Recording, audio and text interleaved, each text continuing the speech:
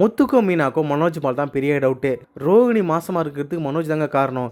எல்லா விஷயத்துக்கும் ஏமாத்துற மாதிரி இந்த விஷயத்துலையும் ஏமாத்துறாருங்க மனோஜ் அப்படின்னு சொல்லிட்டு மீனா சொல்கிறாங்க. உடனே முத்து சொல்கிறாரு, அவனுக்கு நான் பொய் சொல்கிறது ஒன்றும் பெரிய விஷயமே கிடையாது. கண்டிப்பாக இதில் அவன் பொய் சொல்கிறான். ஆனால் இந்த விஷயத்தெல்லாம் அவன் பொய் சொல்கிறான் பாரு, ச்சே அதை நினச்சா தான் கேவலமாக இருக்குது அப்படின்ற மாதிரி முத்துவும் சொல்கிறாரு. முத்துவும் மீனாவும் ஒரு வேலையாக அப்படியே போயிட்டே இருக்காங்க. சரிவா மனோஜ் ஷோரூமுக்கு அப்படியே போகலாம் அப்படின்னு சொல்லிட்டு முத்துவும் மீனாவும் மனோஜ் ஷோரூமுக்கு போகிறாங்க.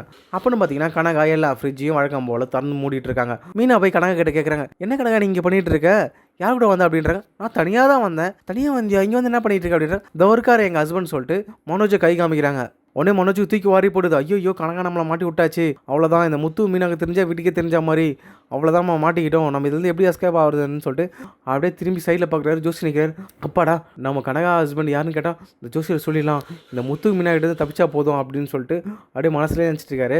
அதே மாதிரி முத்து வந்து கேட்குறாரு, டேய் என்னடா அந்த பொண்ணு உன்னை பார்த்து ஹஸ்பண்ட் சொல்லுது, என்னடா கதை அப்படின்னு கேட்குறாரு முத்து. உடனே மனோஜ் சொல்கிறாரு, டேய் அந்த பொண்ணு கொஞ்சம் அப்படி தான்டா, எல்லாரையும் அப்படி தான் சொல்லும், இந்த ஒர்க்காரில் என் ஃப்ரெண்டு அவங்க ஒய்ஃப் தான் அப்படின்னு சொல்லிட்டு ஜோசியரை கை காமிச்சிட்டாரு. உடனே முத்து சொல்கிறாரு, ஓ அப்படியா சார், ஓகே சார், நாங்கள் தான் அந்த பூ டெக்கரேஷன்லாம் பண்ணோம், அதோ என் ஒய்ஃப் தான் டெக்கரேஷன்லாம் பண்ணாங்க அன்றைக்கி உங்கள் கல்யாணத்தப்போ, நான் ஒன்றும் கல்யாணம் பார்க்க முடியாமல் போயிடுச்சு, டைம் ஆகிடும் சொல்லிட்டாங்க, அதனால் நான் வந்துட்டோம் அப்படின்ற மாதிரி சொல்லிட்டு இருக்காரு.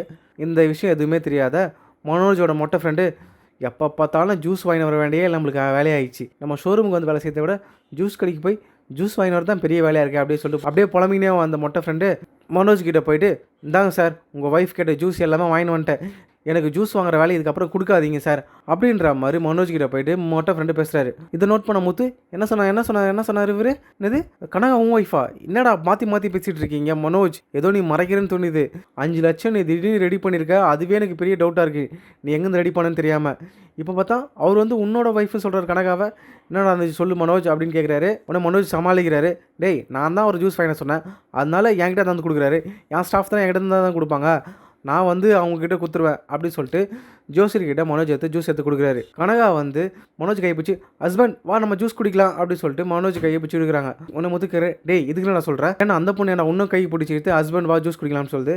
மனோஜ் ஏதோ மறைக்கிறடா மனோஜ், போய் சொல்லாமல் இப்பயே சொல்கிற, பெரிய பிரச்சனை ஆகிடும், அதுக்கப்புறம் எல்லாத்தையும் மறைச்சி தான் வீடு எடுத்து போயிட்டு அடமானம் வைக்கிற அளவுக்கு ஆகிடுச்சு, ஒழுங்காக உண்மையை சொன்னால் ஏதாவது தப்பிக்கலாம்டா இப்போவே அப்படின்ற மாதிரி முத்து கேட்குறாரு. உடனே மனோஜ் சொல்கிற, டேய் என் பிரச்சனை என்னன்னு எனக்கு தெரியும், நான் பார்த்துக்கிறேன், நீ லூஸ் மாதிரி ஏதாவது வந்து பேசிகிட்டு இருக்காது, உனக்கு ஏதாவது வேணுமா, நான் ஏதாவது ஸ்டோர் ரூமில் ஏதாவது வாங்க வந்தியா, எதுவும் இல்லைல்ல, நீ கிளம்பு அப்படின்ற மாதிரி மனோஜ் அப்படியே கோவத்தோட பேசுகிறாரு. முத்து போய் மீனா கிட்ட சொல்லியிருக்கேன், மீனா ஏதோ சந்தேகமாக இருக்குது, மனோஜ் ஏதோ பெருசாக என்கிட்ட மறைக்கிறான், அவன் ஏதோ ஒரு பெரிய ஃப்ராடு நான் பண்ணிகிட்டு இருக்கான் அப்படின்ற மாதிரி சொல்லிக்கிட்டே இருக்காரு. உடனே மீனாவை சொல்கிறாங்க, ஆமாங்க எனக்கும் அப்படி தான் தோணுது, ஏதாவது பெரிய பிரச்சனையை கொண்டு வர போகிறாரு போல அப்படின்ற மாதிரி சொல்லிகிட்டே இருக்காங்க. ஆனால் அம்மா மனோஜ் கிட்டே போயிட்டு, என்ன மாப்பிள்ள நீங்கள் வரேன்னு சொல்கிறீங்க, வீட்டுக்கு வரவே மாட்டேறீங்களே, என்ன நினச்சிட்டு இருக்கீங்க அப்படின்ற மாதிரி கேட்குறாங்க.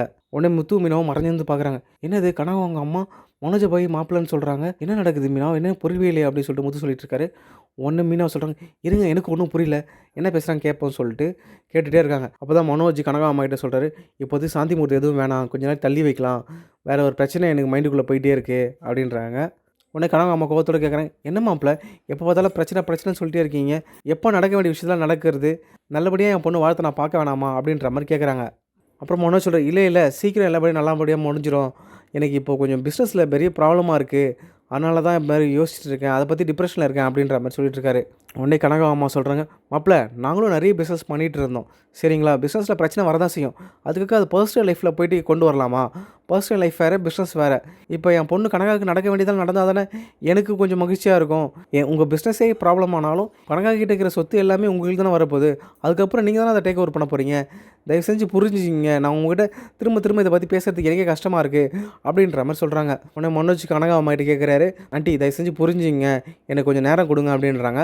உடனே கனகா அம்மா, மாப்பிள்ள இதுக்கப்புறம் உங்களுக்கு டைம் கொடுக்க முடியாது, இன்னும் ஒரு நாள் தான் டைம், நீங்கள் என்ன முடிவு எடுத்து சொல்லுங்கள் அப்படின்னு சொல்கிற மாதிரி கோவத்தோட போயிடுறாங்க. உடனே முத்து மீனா போயிட்டு மனோஜ் இதில் நிற்கிறாங்க. உடனே மனோஜுக்கு தூக்கி வாரி போடுது, ஐயோ என்னது நம்ம பேசுன எல்லாத்தையும் கேட்டுடணும் அப்படின்ட்டு.